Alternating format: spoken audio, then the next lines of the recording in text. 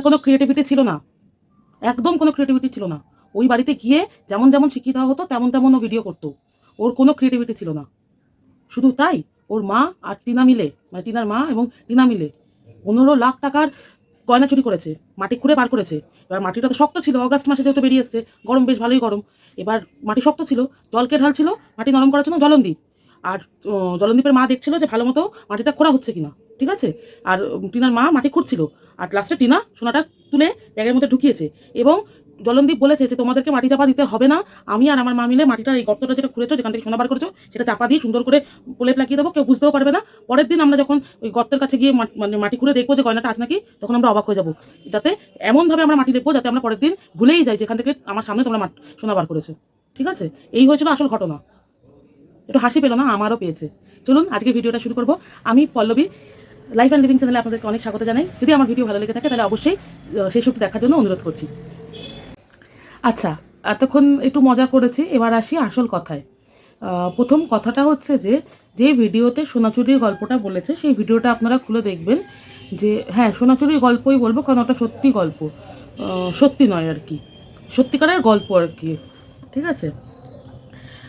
যে গল্প মানে ভিডিওটাতে সোনাচুরির গল্প বলেছে, সেই ভিডিওটাতে দেখবেন বাচ্চাটিকে খেতে, মানে নিজেরা খেতে বসেছে, এতটা করে পুঁই শাক বা পালং শাক, কিছু পুঁই শাকেরই হবে, একটু তরকারি নিয়েছে, এতটা আলু সেদ্ধ, এতটা ডাল, ঠিক আছে, নিয়ে বসেছে।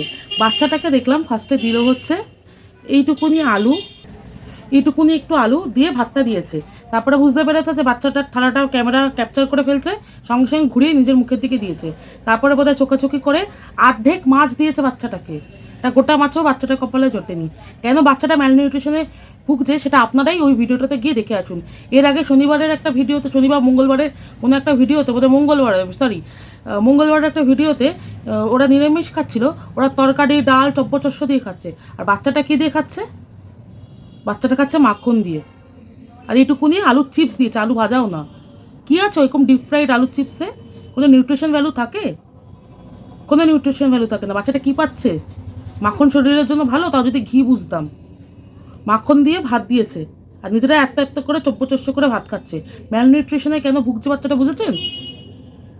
টিনা নিজেও খেতে ভালোবাসে, বাচ্চাটাকেও খাওয়াবে সঠিকভাবে। যতদিন টিনা ছিল তার চেহারা দেখবেন, শুধু বাচ্চাটার কেন, শাশুড়ির চেহারাও দেখবেন। টিনা থাকাকালীন ওরা খুব খারাপ ছিল তো, তাই শাশুড়ির চেহারা খুব ভালো ছিল। যাকে সেই নিয়ে পরে একটা ভিডিও করব। তারপরে ওই ব্লগেই বাচ্চাটাকে নিয়ে কোথায় একটা জামা কাপড় কিনতে গেল, শাড়ি কিনতে গেল। সেফটি ছিল ওটা, বাচ্চাটা এক হাতে বাইক চালাচ্ছে, আরেক হাতে ক্যামেরা করছে। বাচ্চাটাকে দেখাতে হবে। বাচ্চাটা বিনা সেফটিতে সামনে বসে আছে, মা তো পেছনে বসেছিল, মাঝখানে বাচ্চাটাকে নিয়ে বসাতে পারতেন না? সামনে বসানো হয়েছে, আবার এক হাতে বাইক চালাচ্ছে। এটা বাচ্চাটার ভালো? এক হাতে বাইক চালাচ্ছে, সামনে বাচ্চাটা এরকম করে কুজো হয়ে বসে আছে। এই বাচ্চাটা ভালো চায় এরা? এই ভালো চায়? আবার বললো যে আমার বাচ্চাকে একটা জায়গায় অব্দি পৌঁছে দিতে হবে। কোথায় পৌঁছে দেবে সেটা ভাবো আগে। হাতটা তো ওপর দিকে তুলছো, যে কোনো মুহূর্তে অ্যাক্সিডেন্ট হতে পারে ওইভাবে এক হাতে বাইক চালালে।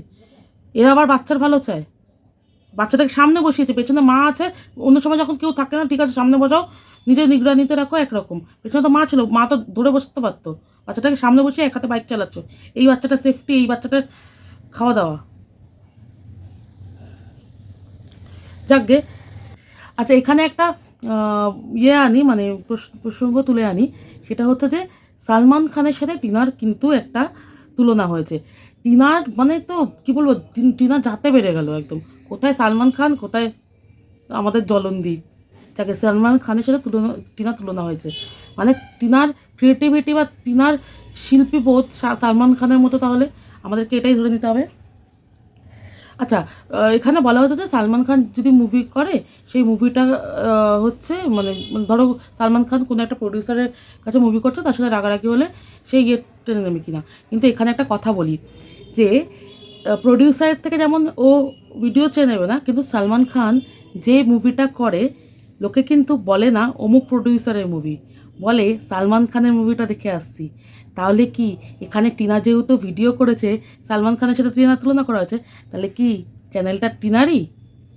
আমরা তো বলি সালমান খানের মুভি, তাহলে চ্যানেলটাও টিনার, তাই তো? তাই হওয়া উচিত। টিনা ওখানে তো অ্যাক্টিং করেছে, তো যেমন প্রডিউসার শিখিয়ে দেয় সালমান খান করে, তাই মুভিটা হয় সালমান খানের, তেমনি তুমি জলনদীপ শিখিয়ে দিয়েছে আর টিনা অ্যাক্টিং করে চ্যানেলে রেখেছে, তাহলে চ্যানেলটাও টিনার, এটা তাহলে জলনদীপ মানছে। আর সেই জন্যই বলা হচ্ছে টিনাকে চ্যানেলটা ফেরত দিয়ে দেওয়ার জন্য, এই কারণেই বলা হচ্ছে। 15 লাখ টাকার গয়না নাকি এদের, এই নেক্সট প্রসঙ্গ হচ্ছে 15 লাখ টাকার গয়না নাকি এদের বাড়িতে ছিল, আর এরা মানে 15 লাখ টাকার গয়না এদের বাড়িতে ছিল, ওরা রেখে দিয়েছিল। আচ্ছা 15 লাখ টাকার গয়না যখন ছিল, তাহলে মানে আই মিন 12 লাখ টাকার গয়না তো ওর মায়ের, তাহলে নিজের দিদির বিয়েতে গয়না দেয়নি কেন মা আশীর্বাদ হিসাবে? ওই 7টা হারের মধ্যে তো একটা হার মানে 6টা হার, মানে ওই 7টা হারের মধ্যে 3.5 হার দিদিকে দিতে হবে না? আমরা হাফ হাফ চাই না, কারণ আমরা জানি ওই জলনদীপদের ফ্যামিলির অত বড় মন নয়, ওদের মন ছোট্ট, আমরা জানি। তো এই ছোট্ট মন দিয়ে একটা হাত তো মেয়েকে আশীর্বাদী হিসাবে দিতে পারতো মায়ের। এই হলো মা, এই মা যে নিজের মেয়েকে একটা হারও দিতে পারেনি, মানে যখন তার কাছে আছে, যদি না থাকে না দিলেও নো ইস্যু, আমি নিজে বলি যে বিয়েতে দিতে হবে এরকম কোনো ব্যাপার নেই, কিন্তু যখন আছে তাহলে তো দেওয়া উচিত ছিল, তাহলে দেয়নি কেন? আবার সোনার গয়না থাকা সত্ত্বেও ওরা নাকি না খেয়ে মরে যাচ্ছিলো, সমুমালির ওপর দোষ চাপিয়েছিল। সোনার গয়না বেচেই তো খাবার খেতে পারতো, হলো না। তা সোনার গয়না যখন ছিল, তা গাড়ি কেনার জন্য সোনার গয়না বন্ধক না রেখে জমি কেন বন্ধক রেখেছিলে, যেটা তোমাদের আর্নিং? মিথ্যা কথা বলতে বলতে কোথায় যাবে? দেখেছো নিজের কমেন্ট বক্সটা? নিজের কমেন্ট বক্সটা দেখেছেন? ওই জলনদীপকে বলছি, দেখেছিস কি? আর আপনি করে বলার মতো জায়গা নেই তোকে। দেখেছিস নিজের কমেন্ট বক্সটা? নিজের কমেন্ট বক্সটা কি তোকে মেডেল ছুঁড়ে মারে? এবার মেডেল না, জুতো ছুঁড়ে মারছে কমেন্ট বক্স, দেখ গিয়ে। এই যেদিনকে 15 লাখের হার গয়নার কথা বলেছিস, সেদিনকে জুতো ছুঁড়ে মেরেছে, দেখ একবার। মেডেল নয় এবার, আর জুতো আর পচা ডিম ছুঁড়ে মেরেছে। মেখে বসে থাক এবার, ছোটো লোক একটা ছেলে। 15 লাখ টাকা গয়না চুরি করে নিয়ে গেছে, বলতে লজ্জা করে না? জীবনে 15 লাখ টাকা গয়না চোখে দেখেছিস? খাইসটা মাল একটা, ভিক্ষা দানের চলে। এটা মানে টিনার মা যত খারাপ হোক, মায়ের মতো তো, বলতে লজ্জা করলো না যে টিনার মা চোর? খাইসটা মাল, ভিক্ষা দানে চলে। একটা ছেলেকে খাট কিনে দিতে পারে না, এদিকে বাইক কিনে বেড়ায়, খাইসটা একটা। আর সব থেকে মজার ব্যাপার হচ্ছে ব্যাঙ্ক অ্যাকাউন্টের টাকাটা বলে, মানে ব্যাঙ্ক অ্যাকাউন্টে বলছে যে 15 লাখ টাকার গয়না, ব্যাংকে টাকা বলে চুপ করে দুটো চোখ ঘুরে চোখ ভেচকিয়ে তারপরে চেপে গেলি কেন? না ব্যাঙ্ক অ্যাকাউন্টের টাকা তুই চুরি করে নিয়েছিস। তা বলছি 15 লাখ টাকা ব্যাঙ্ক অ্যাকাউন্টের টাকা যে তুই চুরি করেছিস, সেটা তো টিনা প্রমাণ দিয়েছে। তা তুই প্রমাণ দে কিছু, যে ও 15 লাখ টাকার গয়না চুরি করে নিয়ে গেছে। 15 লাখ ওই গয়না তো থাকতো হচ্ছে সেই বাবার ঘরে। একদিন তোরাই না ভিডিও করে বলেছিলিস যে মায়ের সব গয়না চুরি হয়ে গেছিলো, তোরাই তো বলেছিলিস যে মায়ের সব গয়না চুরি হয়ে গেছিলো। তা হঠাৎ করে সেই গয়না আসলো কি করে? আমি জিজ্ঞেস করছি, মানে আমি মানে আর কি ভিউয়ার্সরা জিজ্ঞেস করছে, দেখবি তো কমেন্ট বক্সেও আছে। সরি, আসলো কি করে সেই 15 লাখ টাকার গয়না? কোথা থেকে আসলো বল? তা ওই মানে সৎপথে মানে পাসনি নাকি গয়নাটা? চুরির গয়না, তাই জন্য কোনো রকম লিগাল স্টেপ নিতে পারিসনি? তাহলে ভালোই হয়েছে, চোরের উপর বাটপারি হয়েছে। যদি টিনা নিয়ে থাকে তাহলে বেশ করেছে।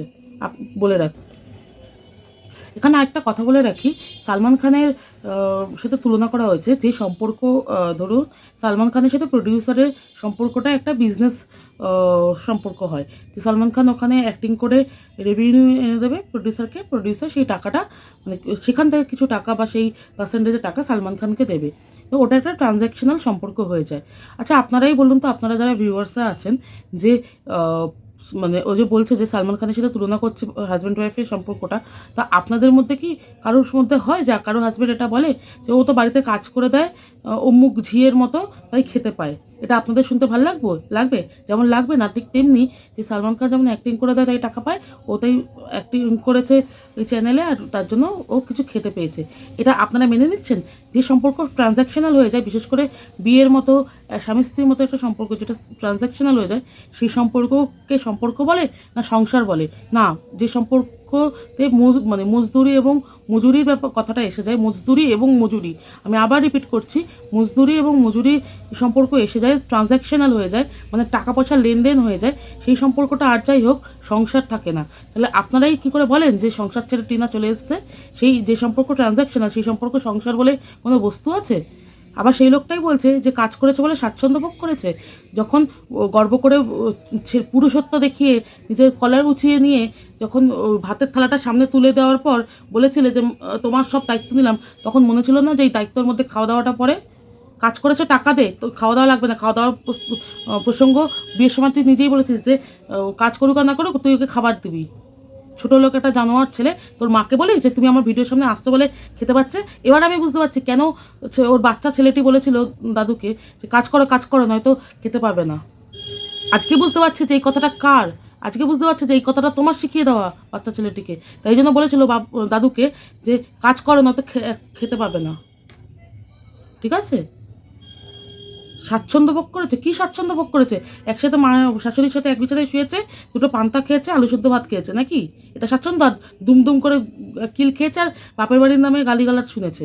ছোটো লোক ছেলে একটা, যেমন মায়ের শিক্ষা তেমন ছেলেটি, যেমন হাড়ি তার তেমন সরা। মা বাবার কোনো শিক্ষা নেই, মেয়েকে বঞ্চিত করে তার সম্পত্তি থেকে, আবার সেই ছেলে কি শিখবে? ছোটো লোক ছেলে একটা। চলুন সবাইকে বলছি আজকের মতো ভিডিওটা এই অবধি। প্রচণ্ড মাথা গরম হয়ে গেছে, তাই এক নাকারে শেষের দিকে বক করে বলে গেলাম। আসলে এই লোকটার কথা যত শুনি তত মাথা গরম হয়, যে মেয়েদেরকে ছোটো করতে করতে করতে করতে কোথায় নিচে নামিয়ে দেয় তার কোনো সীমা নেই। আজকে পুরনো কিছু ভিডিও দেখছিলাম, সেখানে কিছু জিনিস দেখেছিলাম, তার নিয়ে একটা পরে নেক্সট ভিডিও করব।